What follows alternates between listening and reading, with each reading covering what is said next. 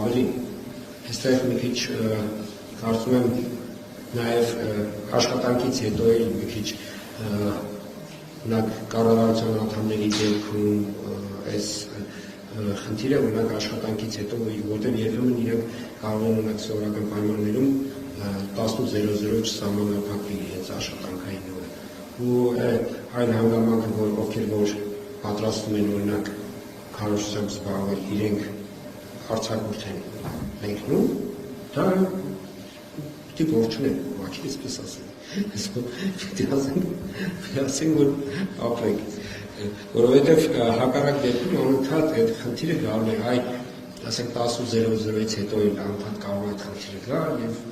չէ, այս դեպքում շատ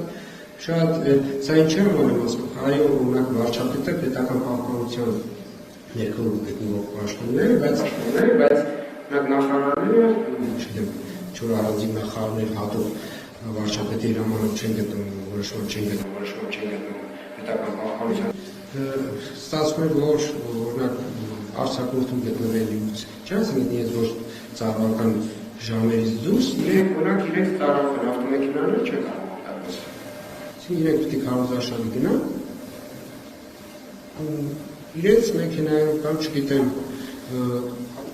այդ տարբերակ ավտոբուսով, չգիտեմ, նկատում եմ, այդ չեն կարող օգտագործել։